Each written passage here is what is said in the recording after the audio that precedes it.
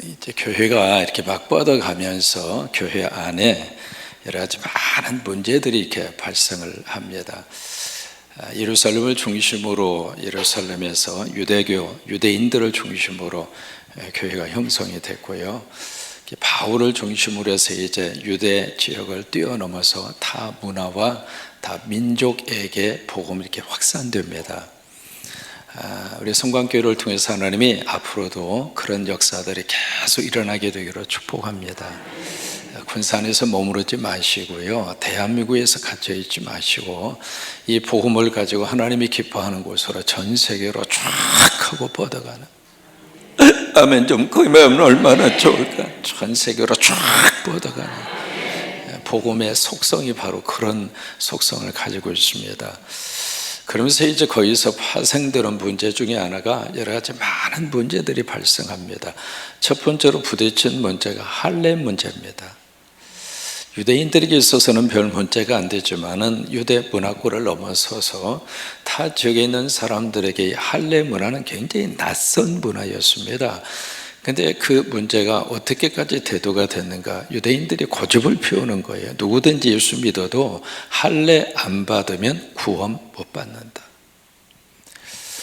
그것을 받아들인 사람은 별 문제가 없지만 여기에 대해서 아주 거부감을 가진 유대인이 아닌 사람들은 도대체 이게 뭐냐? 나 예수 믿으면 구원받는 줄 알고 교회 나왔는데 이제는 무슨 할례를 받으라고 하고, 이제 그게 하나의 불씨가 됐고 그게 하나의 갈등의 요소가 됐고요. 그것 때문에 교회 안에 많은 문제들이 발생합니다. 그래서 기독교 역사상 최초의 예루살렘 사도회의라고 하는 총회가 개최가 됩니다. 그 기록이 사도행전 15장에 기록이 되어 있어요. 그래서 이제 많은 토론이 있은 다음에 베드로가 그 이야기합니다. 결론적으로 무슨 이야기하는가? 그들이나 우리나 예수 그리스도의 은혜로 구원받는 것을 우리는 믿는다. 이게 베드로의 선언입니다. 여러분 믿으시죠? 우리는 예수 믿고 하나님의 은혜로 구원받습니다. 거기에는 의의가 없습니다. 그것이 기독교의 본질입니다. 그래서 이제 베드로의 그 말을 딱 받아서 야고보가 일어나서 제안을 합니다. 베드로 사도의 말씀이 성서적으로 옳습니다. 그래서 이제 성경을 근거로 거기서 야고보 사도가 그 회의의 결론을 맺습니다. 그러면서 우리가 다른 거 절대 사람들에게 요구하지 말고 네 가지만 요구합시다 하면서 네 가지가 쭉 나오거든요. 그 중에 하나가 우상의 제물입니다. 우상의 제물에 대한 문제, 그 다음에 피에 대한 문제, 그 다음에 목매어 죽인 것. 그 무슨 얘기냐면 동물을 잡을 때 목을 매서 잡은 동물이 있을 거 아니겠어요? 그 문제, 그리고 네 번째는 음행에 대한 문제. 이것에 대해서 우리가 이방 지역의 모든 교회에 편지를 보냅시다. 그 네 가지 것에 대해서는 삼가할 수 있도록. 그 외에는 예수 믿고 교회로 들어온 사람들에서 우리가 절대로 그들을 괴롭게 하지 맙시다. 그러면서 이제 편지를 보내는 것으로 이 사도행전 15장 사도 총회의 결론이 거기서 끝나요. 이게 먹는 문제가 이게 고린도 지역뿐만이 아니라 로마에서도 마찬가지였습니다. 우리가 로마서 강의를 앞으로 여러분들이 들으실 터인데 이 문제가 또 한 번 나오거든요. 그래서 로마에서도 그러고 고린도 지역에서도 그러고 이 먹는 문제, 특히 시장에서 우리가 사다가 먹는 이 고기 문제, 이 문제가 교회 안에 먹고 안 먹고 이 문제를 떠나서 심각한 갈등의 요인이 된 겁니다. 그러니까 일반적으로 시장에서 파는 고기는 다 거의 대부분 100% 우상에게 바쳤던 제물이고, 그 제물에 대해서 두 가지 현상이 나타난 거예요.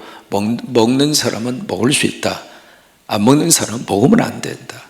그래서 한쪽에서는 먹파를 중심으로 해서 쫙 구성이 됐고, 한쪽에서는 안 먹파를 중심으로 해서 다 구성이 돼서 먹파하고 안파하고 안파하고 먹파하고 먹파는 안파를 향해서 그것도 못 먹느냐고 사람이 말이야. 에이 성경도 몰라.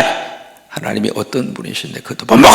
그러면서 막 윽박을 지르고, 안파는 도대체 말이야, 우상의 제물을 먹으면 당신들은 우상의 제사에 참여하는 것이고, 그러면 하나님의 영이 당신들의 영에서 떠나는데 그것을 먹느냐고, 먹파는 그것도 못 먹느냐, 안파는 먹어야 돼.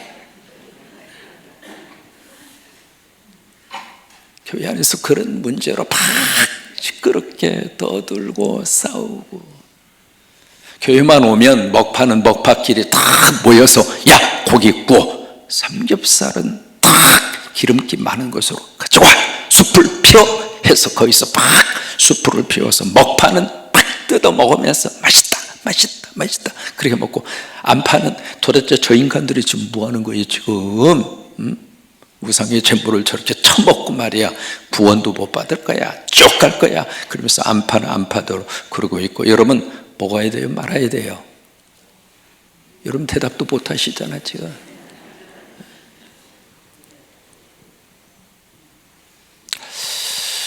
이 문제에 대해서 이게요, 고린도전서 8장에서 상당히 오랫동안 취급합니다.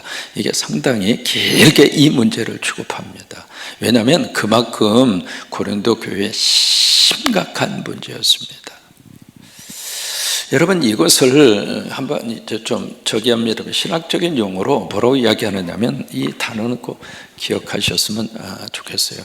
이런 문제를 신학적인 용어로 아디아포라라고 그래요. 아디아포라. 조금 좀 어려운 단어죠. 한번 해보실래요? 아디아포라. 이거 신학적인 용어로 그래요. 아디아포라. 이게 무슨 얘기냐면, 아디아포라라고 하는 그 단어의 뜻은 구별할 수 없다, 그런 뜻이에요. 구별이 안 된다, 그 말이에요. 이것을 왜 아디아포라라고 이야기하는가? 이럴 수도 있고 저럴 수도 있고, 이것이 옳고 저것이 틀렸다, 구별이 안 된다, 그 말이에요. 그래서 이런 케이스를 가리켜서 아디아포라 그렇게 이야기하거든요. 오늘 8절 말씀만 여러분이 한번 꼭 기억을 하셨으면 좋겠어요. 8절 같이 한번 크게 읽습니다. 시작. 음식은 우리를 하나님 앞에 내세워. 자, 음식은 우리를 어디 앞에 내세우지 못해요? 하나님 앞에 내세우지 못하니, 무슨 얘기예요? 먹으면 예수 잘 먹고 안 먹으면 예수 못 믿고 그런 문제가 아니라 이 말이에요. 그것을 먹었다고 해서 우리가 하나님을 잘 믿는 사람이고, 안 먹었다고 해서 하나님 더 잘 믿는 사람이고, 그런 문제가 아니라고 하는 거예요. 음식은 음식일 뿐이에요. 아시겠습니까? 음식은 음식일 뿐이지, 그 음식 자체가 구원으로 연결되고, 그리고 그것 때문에 지옥과 그런 문제가 아니라고 하는 거예요. 오늘 이 설교를 들으시고 여러분 자유함이 있으시기를 바랍니다.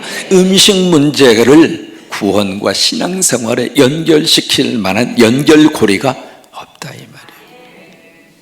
우리가 음식 그 자체가 우리 하나님 앞에 세우는 것은 아니다. 여러분 채식주의자가 있잖아요. 여러분 채식주의자 하면은 은혜 못 받습니까? 상관이 없습니다. 그러니까 무엇을 여러분들이 잡수시든 간에, 무엇을 여러분들이 드시든 간에 몸이 땡기면 잡수세요. 고기를 먹고 싶다 그러면 고기 사서 잡수세요. 누가 사줄까? 내가 나한테. 무슨 돈으로? 돈이 없으면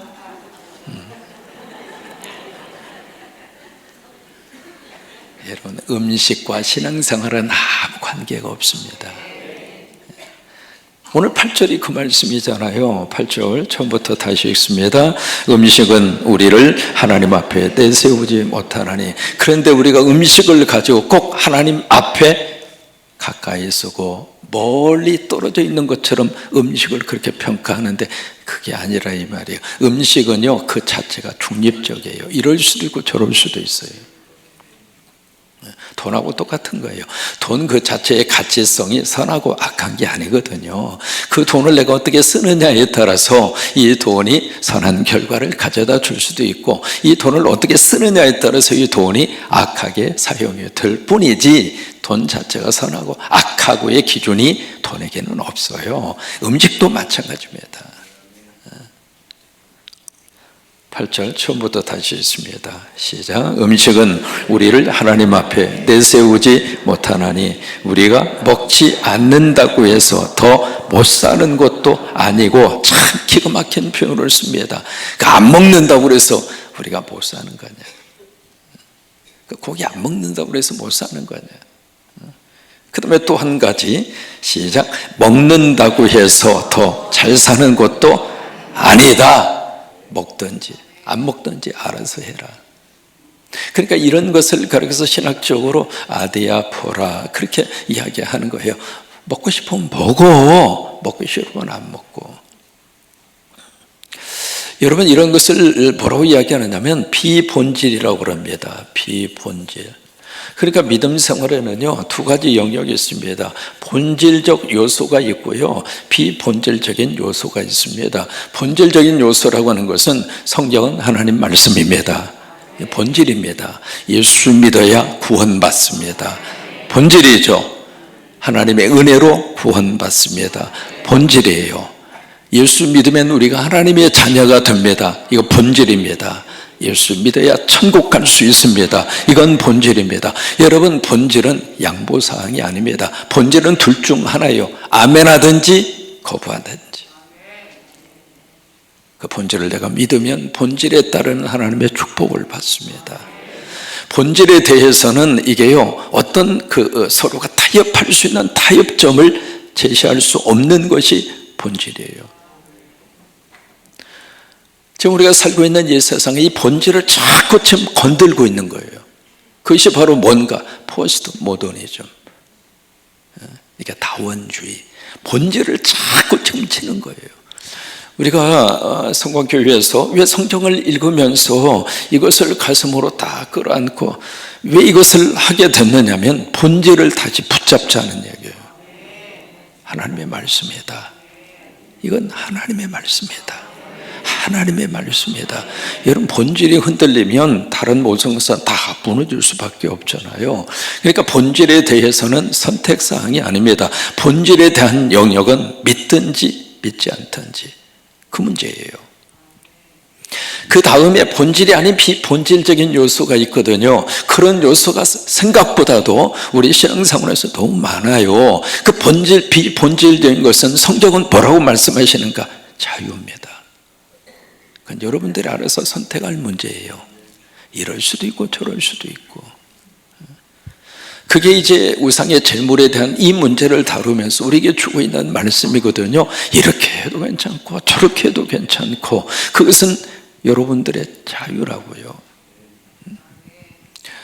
미국의 이제 교포교회에서 건축을 했습니다. 이민 목회하면서 가장 가슴 속에 간절한 기도 제목은 자체 성전이에요. 참 가지기가 너무 어렵고요, 힘들고. 그래서 교인들이 막 헌신을 해서 교회당을 잘 건축을 했는데, 세상에 대판 싸워가지고 교회 잘 건축하고 이 교회가 갈라졌어요. 뭐 때문에 싸웠는가? 이 밑에 대개 이제 거기는 카펫을 깔거든요. 카펫을 바닥에 까는데 카펫 색깔 가지고 싸운 거예요. 웃음이 나와요? 아니면은 이해가 가요? 웃음이 나오잖아요. 그 교회당 건축하려고 오랜 세월 동안 바자유하고 헌금하고, 그래서 성전이 멋지게 그렇게 세워졌는데, 세워진 그 성전 밑에 바닥에 한쪽에서는 빨간색 카펫을 깔자, 한쪽에서는 파란색 카펫을 깔자. 파란색이면 어떻고 빨간색이면 어떻습니까? 그건 비본질이거든요. 그게 무슨 구원하고 상관이 있습니까? 그게 무슨 믿음 생활하고 상관이 있습니까? 여러분, 맞아요, 틀려요?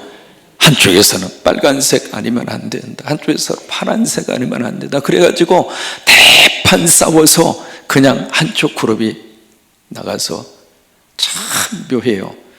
바로 코앞에다가 교회를 세우는 거예요. 참 어떻게 생각하면은요, 이게 사소한 문제거든요. 이런 것들을 가르쳐서 아데아포라 그렇게 이야기하는 거예요. 미국의 테네시 주라고 하는 주가 있습니다. 테네시 주에 가서 보시면은 실제로 있는 교회입니다. 오른발 교회라고 하는 교회가 있습니다. 교단이 형제 교단입니다. 이 형제 교단이 한국에는 안 돌았습니다만은 독일에서 시작이 된 교단이거든요. 그 형제 교단에 속한 교회입니다. 그 왜 교회 이름이 오른발 교회냐? 그 교회는 성찬식과 세족식을 함께 해요. 참 감사하죠. 세족식을 늘 한 달에 한 번씩 아니면 늘 그렇게 정기적으로 세족식을 하는데 사람 이렇게 앉아 있으면은요, 목사가 세족식을 할 때 오른발이 먼저 가요, 왼발이 먼저 가요? 상당히 머리가 복잡할 거예요. 앞에 사람이 이렇게 앉아 있으면 앞에서 무릎 꿇고 발을 목사가 세족을 해주잖아요. 그러면 오른발이 먼저 갈까요? 왼발이 먼저 갈까요? 집에 가서 한번 그림 그리고 한번 해봐요. 아니면 집사람 보고 앉아 있으라고 한번 어느 위치가 편한가. 거의 대부분 모든 사람들은 왼발이 먼저 가요. 왜? 오른쪽을 먼저 쓰잖아요. 그러니까 이렇게 앉아 있으면 이쪽에서 하는 소리는 이쪽이 먼저 간다고요. 습관적으로. 그렇게 해서 이제 왼발을 계속 어느 그 교회 목회자가 계속 교인들을 왼발을 먼저 그렇게 세족을 한 거예요. 그래서 별 문제 없이 지냈는데 오늘날 갑자기 집사 한 분이 와서 목사님 나 오른발 해주세요. 그런 거예요. 아니 그 왼발 왜 꼭 오른발을 먼저 해달라고 그러느냐고 그랬더니 오른발이 성서적입니다. 여러분 성경에 세족할 때 오른발을 먼저 씻었어요? 왼발을 먼저 씻었어요?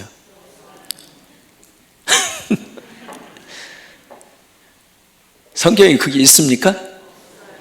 없잖아요. 무슨 발을 씻든지 무슨 상관이 씻지만 세족 말도 잘 안 나오네. 세족만 하면 됐지. 오른발에도 왼발에도 그게 무슨 문제냐고. 그때 이 양반은 거기에 완전히 꽂힌 거예요.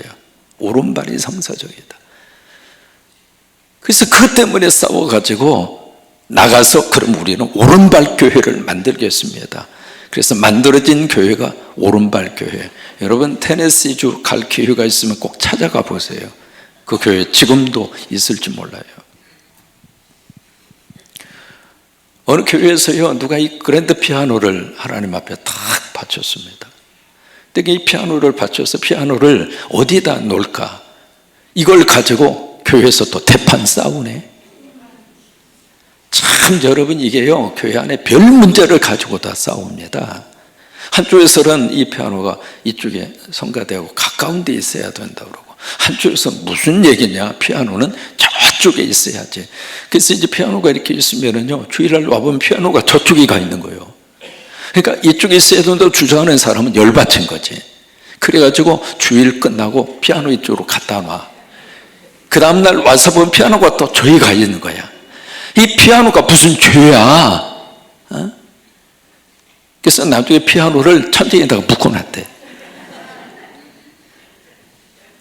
신앙생활 하시면서요 비본질적인 것 때문에 너무 그렇게 자존심 내세우지 마세요.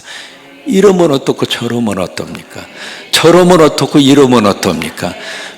그 가지고 무슨 구원하고 상관이 없는 문제이고 그 가지고 우리가 천국 가는 문제하고도 직접적으로 관련이 없는 문제인데 다 개인의 취향이고 개인의 생각이고 그러면 합일점을 모아서 한쪽을 좀 양보하고 좀 어른이 이제 막 자라나고 있는 아이들을 위해서 좀 참아주고 그리고 같이 품어주고 그러면서 함께 한 공동체를 형성하고 그렇게 우리가 믿음 생활을 하는 것이지 그냥 내 주장을 막 고집스럽게 그 속에다가 집어넣어서 무슨 자존심 싸움을 하는 것처럼 그렇게 신앙생활 하지 말라 이 말이에요.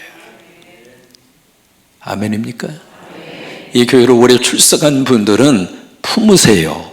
어느 분이 이 교회에 오시든지 간에 왜? 여러분들이 먼저 시작하셨잖아요.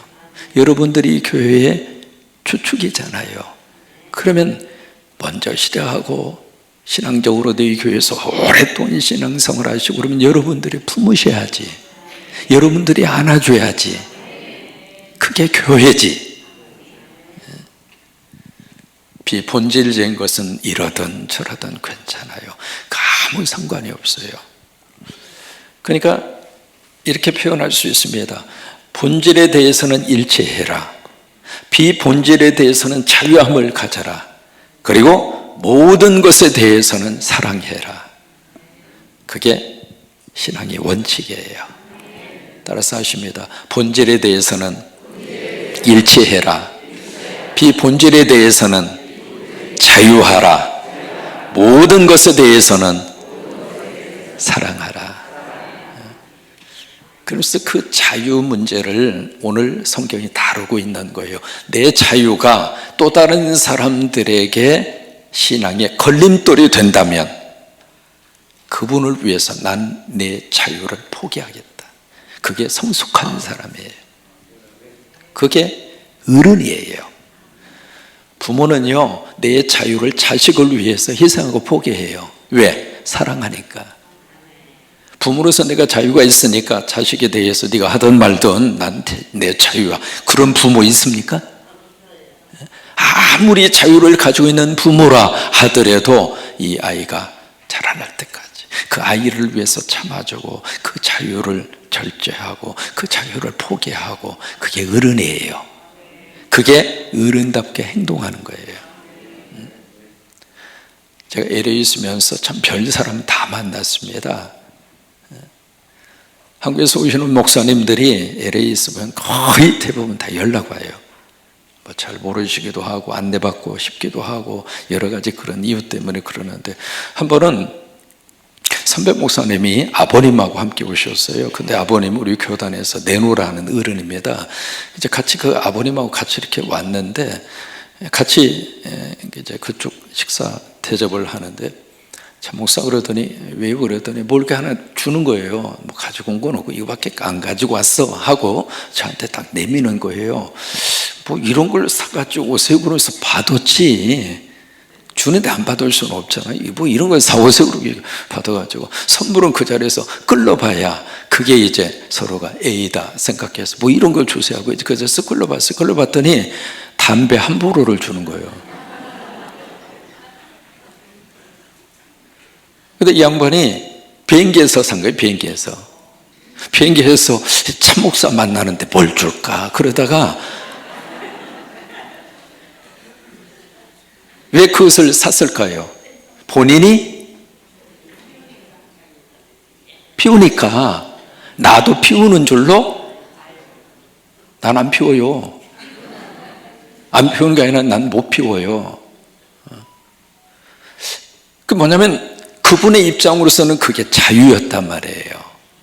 그때 그 자유를 또 다른 사람들에게 똑같이 그러려니 생각하고 그렇게 슬쩍 자기의 자유가 이 사람에게도 그대로 적용되기를 바라고 그걸 가지고 온 거예요. 저 그때 내가 하나 깨달은 게 있습니다.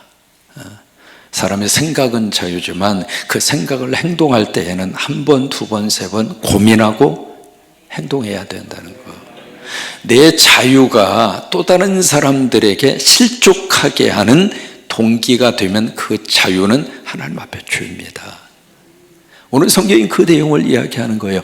너의 자유로 형제를 실족하게 한다면, 그래서 마지막 구절을 우리가 한번 깊이 한번 생각을 하셔야 됩니다. 마지막에 여기 바울의 결단이 나옵니다. 13절 말씀에 같이 한번 크게 읽습니다. 시작. 그러므로 만일 음식이 내 형제를 실족하게 한다면 나는 영원히 고기를 먹지 아니하여 내 형제를 실족하지 않게 하리라. 내가 먹고 안 먹고 그 문제보다 나는 내 형제가 실족하지 않게 하는 것이 나에게 있어서는 더 소중하다. 그만한 가치가 있다. 그거예요. 오늘 이 말씀, 이 아디아포라라고 하는 이 어려운 신학의 단어, 이럴 수도 있고 저럴 수도 있고, 그렇죠? 그래서 본질에 대해서는 우리 성광교회 성도들이 하나 같으세요. 본질은 어떤 일이 있어도 하나가 되시고, 비본질에 대해서는 저분의 형편과 사정과 정도에 따라서 이럴 수도 있고 저럴 수도 있고, 그 평가하거나 그거 가지고 믿음이 있네 없네, 예수 믿는 사람이 그래 그러면서 그런 말 할 필요도 없고요. 그분의 자유예요. 그 다음에 그 자유가 아직 그 수준까지 이르지 못하는 사람에게 시험거리가 되고 실족해 해서 교회를 떠나게 하거나 구원 문제에 어떤 영향을 미칠 만한 것 같으면 내 자유를 포기하시라고요. 왜? 그 형제를 위해서 주님이 돌아가셨고, 그 형제도 구원받아야 할 하나님의 백성이니까. 그런 의미에서 여러분 한 사람 한 사람 모두는 다 하나님 앞에 사랑받기 위해 태어난 하나님의 사람들입니다. 내가 소중한 것처럼 이 교회에 보낸 성도들 모두가 다 소중합니다. 먹는 것 가지고 좀 이상한 단어 쓰겠습니다. 치사하게 굴지 말고, 먹는 것 가지고 사람 속상하게 하지 말고, 먹는 것으로부터는 자유함을 얻으시고 행복한 신앙생활 하시기를 주의 이름으로 축원합니다.